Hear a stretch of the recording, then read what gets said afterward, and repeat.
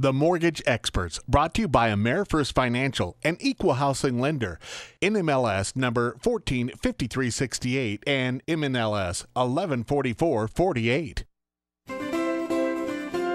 It's time now for The Mortgage Experts with Jim Dildine, brought to you by AmeriFirst Financial. Welcome back. This is The Mortgage Experts. Jim Dildine with AmeriFirst Financial in studio again with us. Jim, welcome back to the show. Thanks, Dave. It's good to be here, as always. You know, I've been hearing news reports and people talking about interest rates and encouraging refinancing. If you haven't done it, if you haven't looked at it in 3-4 years, you really need to. You do.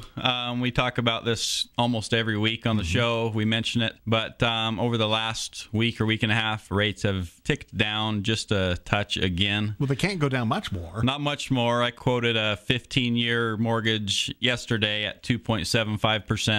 To have rates down in the twos is unbelievable. It is. You know, I think back when my wife and I we got a loan and it was like at 8.2%, and we thought that was a screaming deal. Sure. That was a number of years ago, and since then, I mean, 8%, who would pay that much? So, right. You know, to get between 2 and 3%, that's incredible. That's a lot of money if somebody wants to sit down with you and do the math on it. It is. It adds up to a lot of savings really quickly. Yeah, down in the twos on 15-year loans, and you know, low threes to mid threes on the 30-year fixed rate loans. So really good. I had a client come in here a few weeks ago. Their situation, they had bought a home for about $180,000. It was about 3 or 4 years ago, and they had a rate of like 5.25, 5.5 on their loan. When they came into my office, their loan balance was $160,000. We quote them a rate of 3.25%, and just to throw out the savings for you, their current payment before they came in was $11.84 per month, and by dropping that rate to 3.25%. Their new payment was $8.86 per month. So it was, which is amazing. But if you look at the life of the loan, that's huge savings. It was huge. So it helped them monthly. It was like $298 per month savings out of their pocket every month. And then over the life of the loan, it added up to be somewhere around $60,000 that they saved out of pocket. So it, I mean, if you haven't done it yet, you really want to take advantage. How much time is invested from the time I call you and come into the office and say, here's what I got, what do we need to do?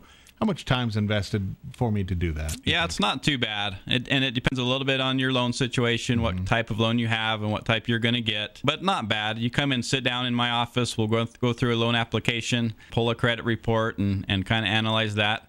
And then we'll just put your loan package together. We'll get some tax returns and pay stubs. So a couple of hours with you in your office going over paperwork, filling things out? Yeah, or less. Usually we can do it in, I'd say, 30 to 45 minutes. So I guess my question would be this. If somebody hasn't redone their loan or looked at their loan the past 5 years, a couple hours worth of work, you can be saving $300 a month, perhaps. Yeah, no brainer. Come in and let's sit down for an hour. We'll go through. We'll figure out the best option for you.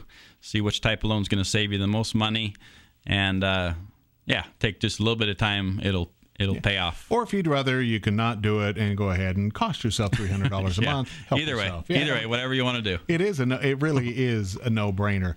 You know, you mentioned in there talking about credit, and you'll run over the credit, and we've talked about it a lot. But I mean, there's certain things that are just crucial when it comes to buying a home or refinancing a home, and credit is one of those. Credit scores, they range from 300 up to 850. Will be your credit score that most times we use.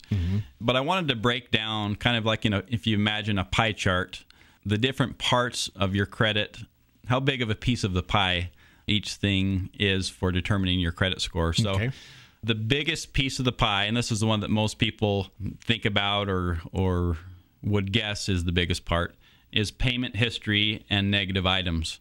Okay. So common sense, if you're late on your payments, late on your mortgage payment, late on your credit card payments, your credit score is going to go down. Right. If you're on time, then your credit score is going to go up or stay up. So that's kind of the obvious one. Some of the others are a little bit less obvious. So the second biggest portion of that pie that determines your credit score It's called debt utilization, and that's 30%. So it's almost as important as making your payments on time and not getting behind on your mortgage. Okay, so explain debt utilization. What is that? Yeah, so that's kind of a long term. The simple answer to that is this 30% section is your credit cards, your revolving accounts. And we already talked about how missing payments is that big 35% chunk. So this is something else. This 30% chunk is how you are using your credit cards. Okay. So when we talk about this, we talk about the 30, 50, 90 rule. 30, 50, 90. Okay. And so that's talking about your credit card balances compared with the credit card limits. So if you have a credit card with a limit of $1,000, the closer you get to that $1,000 mark at the limit, the more it's going to hurt your score. So those 30% of the limit, 50% of the limit, and 90% of the limit are kind of the tipping points for credit scores. If someone had, say someone had one really big credit card, a balance of $5,000, but the credit limit was $10,000. So they have, they're at 50% of that balance. And then say they have a couple small credit cards with department stores or a $500 Visa or something.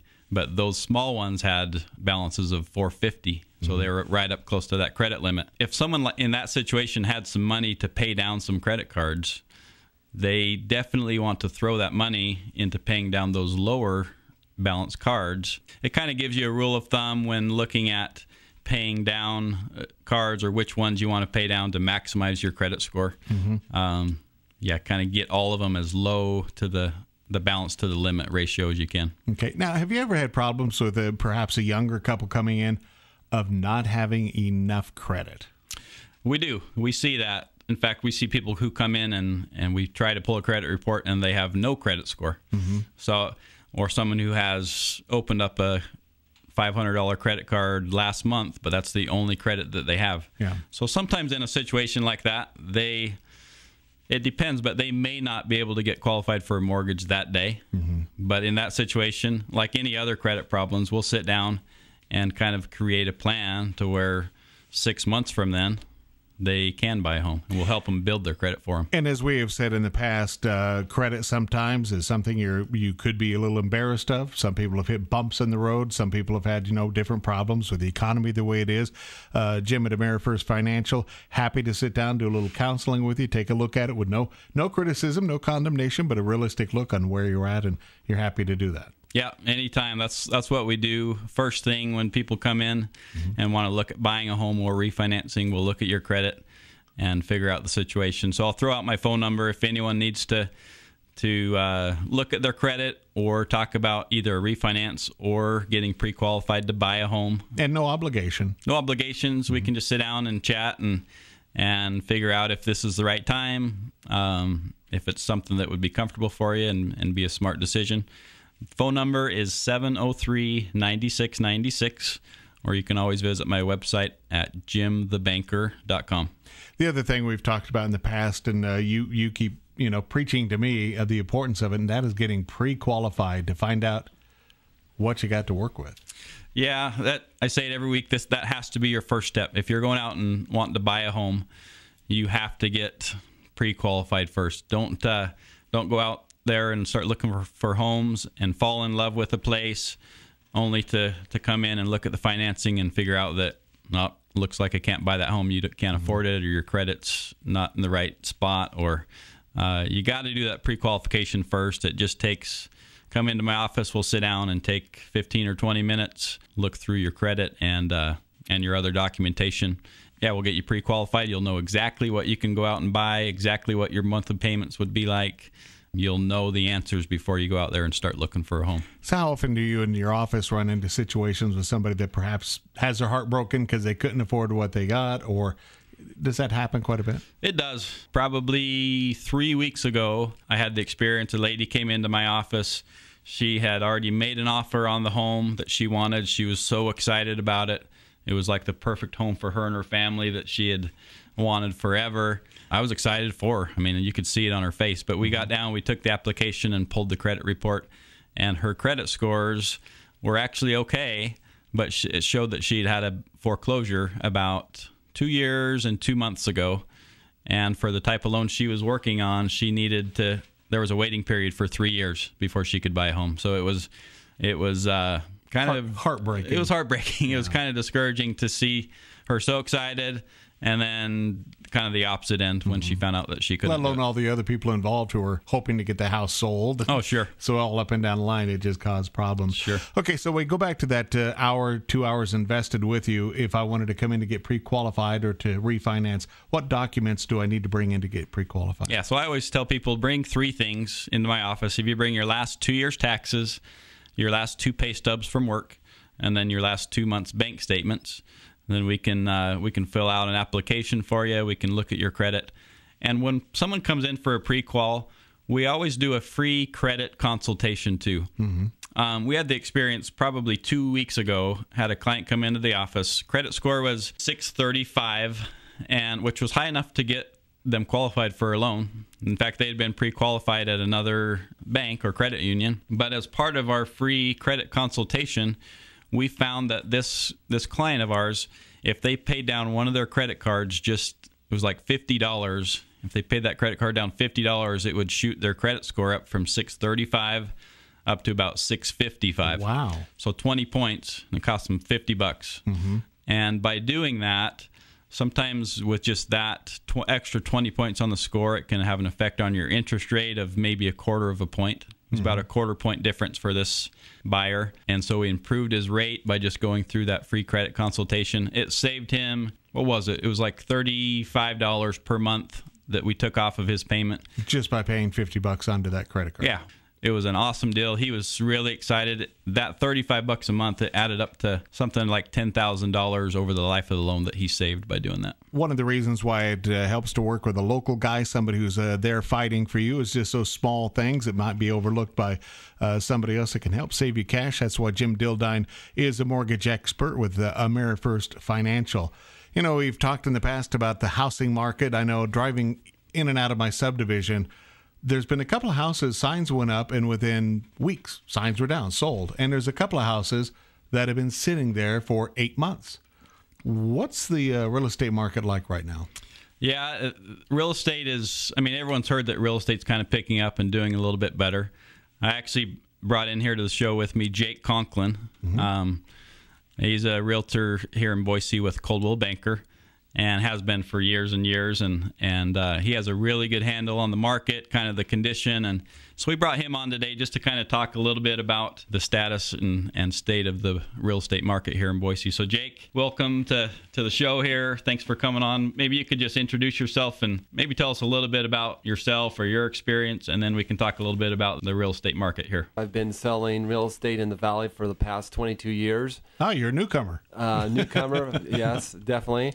I've seen the market back in the early 90s gradually increase with a 3 to 4% increase per year. And then, of course, in 2005, we had the big bubble and it burst. And then we've seen a downcline in real estate for 4 or 5 years. In the middle of 2011, things started to pick up. And now we are seeing a definitely increase in the real estate market. And Boise has been voted as the #1 city in the country for appreciation value this past year. Well, Jake, let me ask you this. The growth that you're seeing now, is it healthy growth? Because I think we all can look back now and say that the growth we saw during that bubble wasn't healthy at all. I mean, when people go buying properties sight unseen and try to bid each other, that's not healthy. Is it healthy growth we see right now? Yes, it's healthy growth. We're not going to see at our current level. We're not going to see the huge increase in prices and people flocking in here because it's just not like it was back in the early 2000 period of time. But right now we have healthy growth.